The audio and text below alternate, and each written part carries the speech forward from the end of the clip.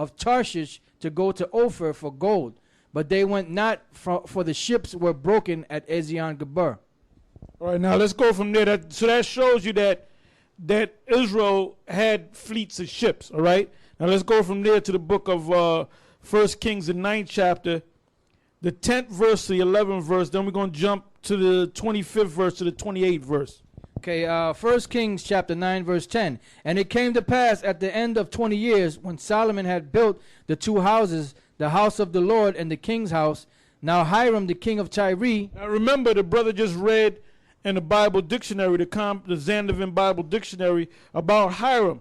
So they knew about Hiram, and this confirms that a guy named Hiram, which was king, he was a Canaanite, actually existed. All right, go ahead. Now Hiram the king of Tyre had furnished Solomon with cedar trees and fir trees, and with gold according to all his desire.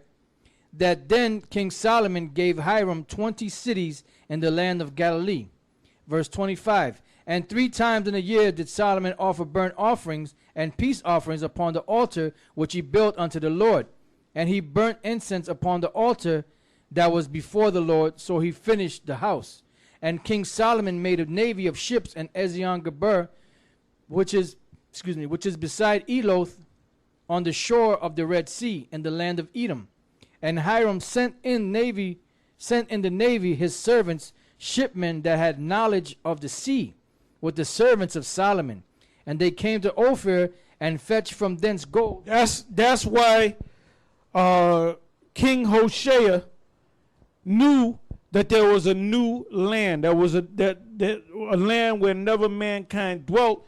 And they already knew about that land because they were going back and forth to that land, which is over here on the, the Western Hemisphere, which is the so-called Americas. And what they did was they got peacocks, they got herbs, they got exotic trees. Because over here in the Americas, before Esau got over here, this was a paradise, man. All right, the trees, grass, all kind of different flowers growing. It was like another land of Eden. Okay, actually, this is also the land of Canaan, because it was named after the Canaanites. Go ahead. It says, and they came to Ophir and fetched from thence gold 420 talents and brought it to King Solomon.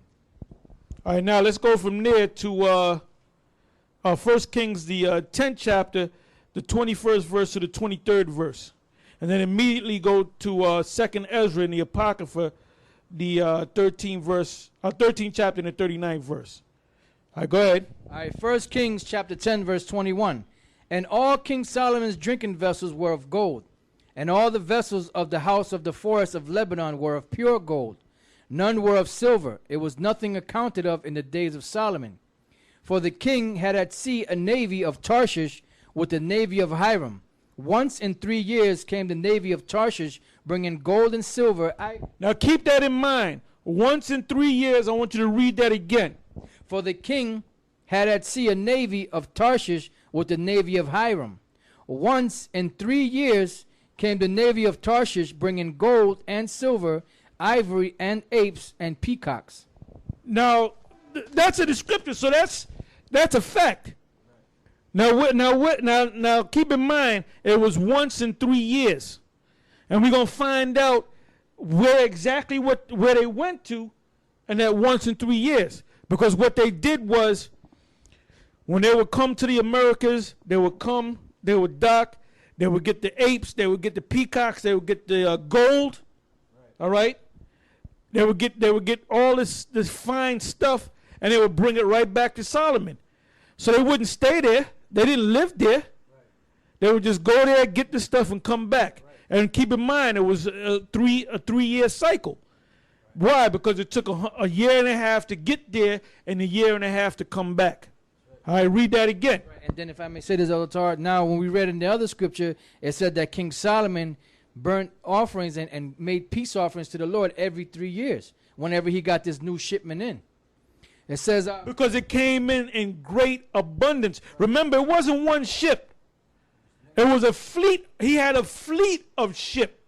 Go ahead. It says, for the king had at sea a navy of Tarshish with the navy of Hiram, once in 3 years came the navy of Tarshish bringing gold.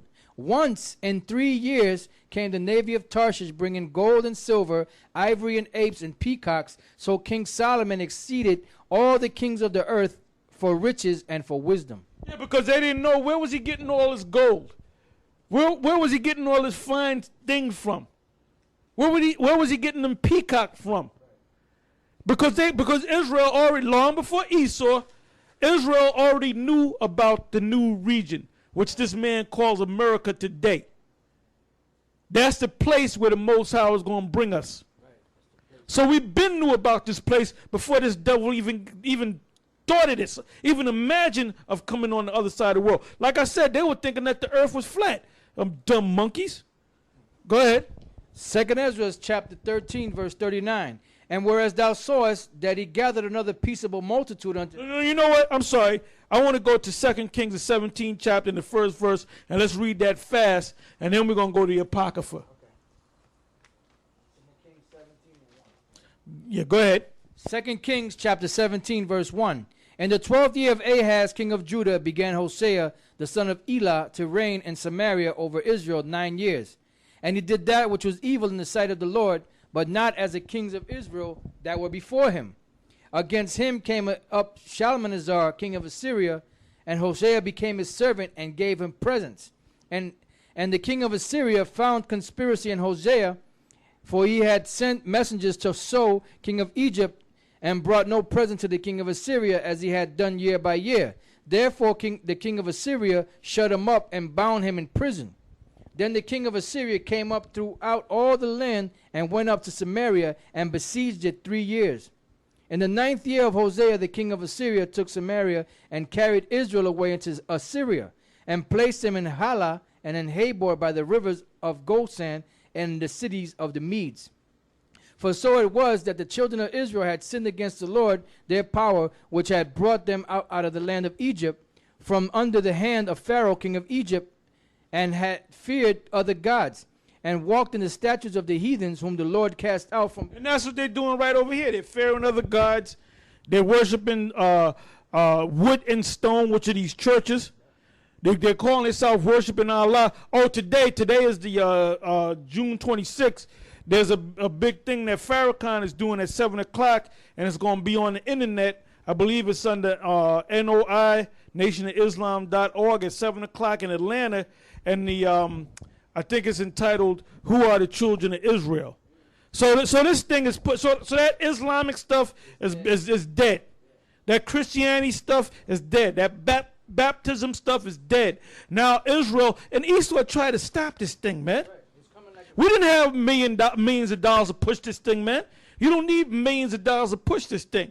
That's why this guy Joe Lieberman is trying to stop the internet, man. Because that's the only way they can stop this truth from coming out. Because that internet, www, stand for what? World Wide Web. It goes all around the world, man. J. Rockefeller too. They're stopping it because they don't want it's all about Israel, man. It's all about Israel, and the Most High is raising us up, man. Go ahead. So you're through. You're through. Like I said, the last couple of prophecies is you going into Iran, and then you hitting that chip, which you're already doing. You're putting the chips in the people's right hand. You're putting the chips in the people's right hands already, but you're going to do it on a wide scale. And after that, it's it. The Most High can do. He can come down and he can do what he wants. Because he can finish the deal because he's subject to his own prophecies. All the prophecies got to come to pass before the Most High, Yahweh B'Shem Yahushai, does what he has to do. He's subject unto his own prophecies, all right? Yeah, because Elder Tar made a crucial statement. He said it's all about Israel.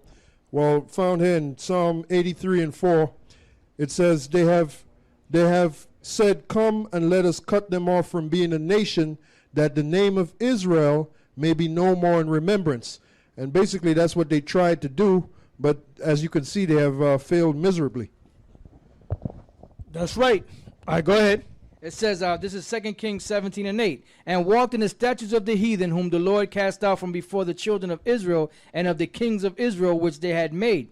And the children of Israel did secretly those things that were not right against the Lord